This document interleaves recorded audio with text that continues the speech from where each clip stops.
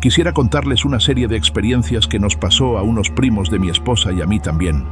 No fue en las mismas fechas, pero todos consideramos que si existe una relación entre una y otra, de antemano me gustaría asegurarles que esto que les contaré cuenta con el consentimiento de la familia y que, si ellos llegan a escuchar el relato, se cuenta con el consentimiento de todos. No diré apellidos o nombres, y si lo hago serán algunos ficticios. Aún así, las experiencias que se vivieron serán fácilmente reconocibles para los involucrados. Sin más, he aquí lo que nos sucedió hace algunos años y un mes atrás. La familia de mi esposa es muy unida. Me ha tocado ver una grata relación entre todos. Y particularmente puedo asegurarles que esta unión es bien fundamentada por los abuelos. Yo jamás he escuchado o visto en mi vida una relación tan unida de los abuelos de mi esposa. Don Julián y doña Epifanía siempre estaban muy juntos. Nunca se separaba uno del otro. Si don Julián iba a la tienda, allá iba doña Epifanía detrás de él. ¿Qué? Si doña Epifanía se iba a misa, a pesar de que a don Julián no le gustaba ir, allá iba él atrás de ella. Era realmente una relación muy bonita.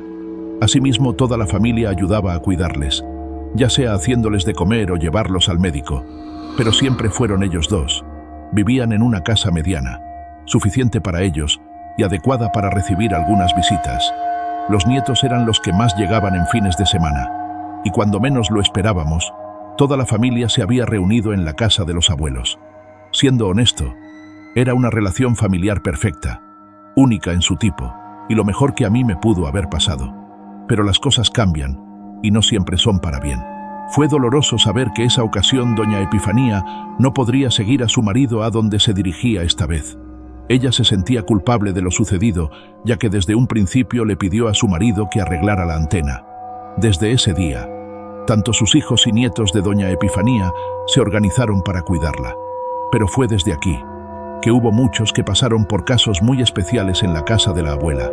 Martín, uno de los mayores nietos de todos, fue de los primeros de cuidar de la abuela, y un día, mientras que ambos estaban mirando la televisión, se percató que la abuela se había quedado dormida allí sentada.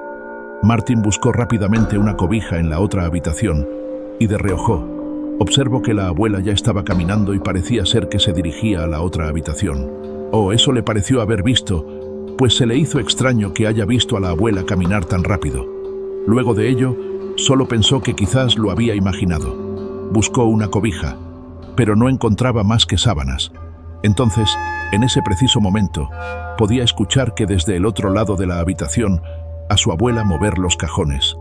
Martín salió del cuarto contiguo con una sábana y se dirigió a la habitación donde había escuchado que se encontraba la abuela. Pero descubrió que no había nadie. Solo los cajones y el closet estaban abiertos. Parecía que alguien los había rebuscado y los dejara desacomodados.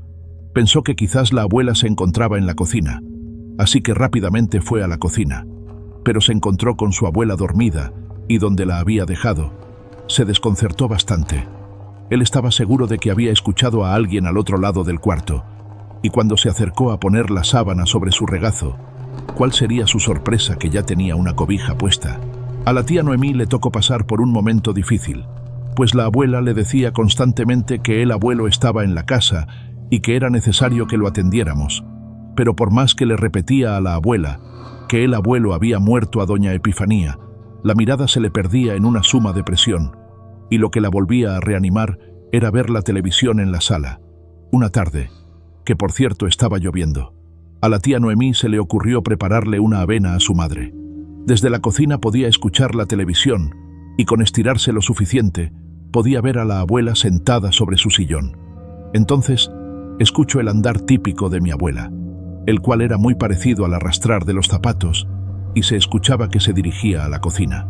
La tía Noemí le dijo sin voltear a ver a la abuela que no fuera tan impaciente, pues la avena ya casi estaba lista, cuando escucho que detrás suyo, alguien con la voz muy parecida a la del abuelo don Julián que le decía: «A mí no me gusta la avena».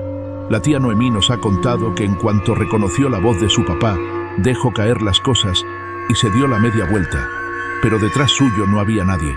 Más aún, por extraño que pareciera ella, sentía la presencia de alguien más en la cocina.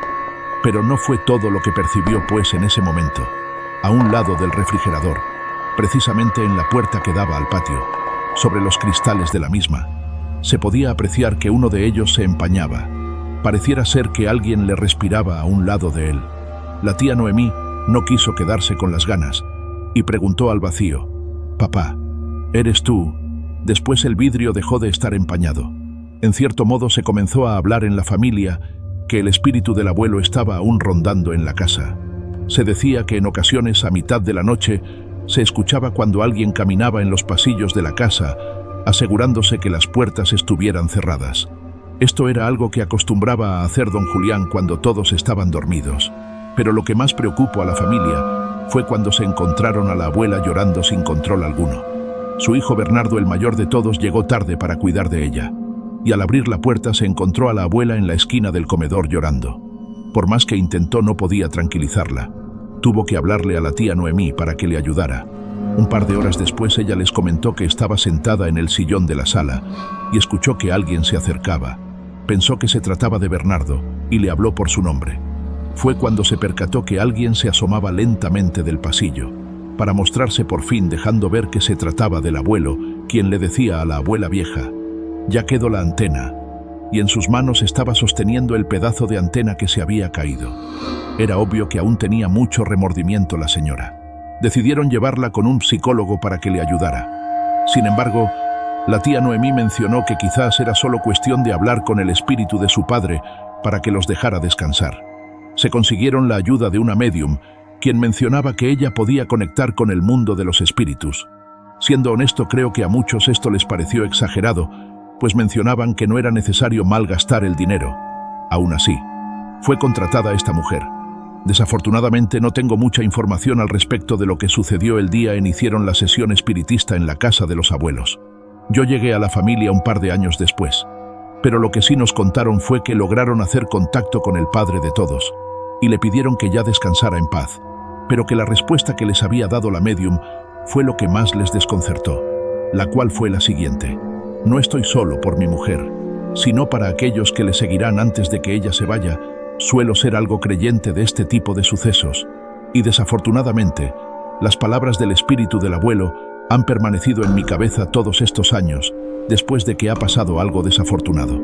Al pasar de los años, perdimos al primo Juan Carlos, que trató de frustrar un asalto en una tienda de autoservicio. El tío Bernardo perdió la vida después de luchar contra el cáncer. La tía Magdalena, quien era la menor de todos, falleció en su cama. No despertó al día siguiente. Y años más tarde, mi propio hijo. Lo que más nos llamó la atención fue que conforme sucedían estos decesos en la familia, a la abuela le sucedía algo. Su memoria comenzó a fallar con el tiempo a tal grado de ya no reconocernos. Hasta hace un par de meses nos avisaron que ya estaba falleciendo. No sé si han tenido la oportunidad de despedirse de algún familiar antes de morir, pero puedo decirles a aquellos que han tenido esa oportunidad, es algo que jamás olvidarán. Nos avisaron una tarde que la abuela se encontraba muy mal. Su oxigenación era muy débil y casi no respondía. Mi esposa me dijo que quería ir a verla, a lo que accedí inmediatamente y fuimos a la casa. Allí me encontré solo con las tías y primas de mi esposa. Pensé que era un momento más que nada familiar, así que me retiré hasta que me avisaran que ya podía pasar por mi esposa. Esa noche fui a dar la vuelta al parque.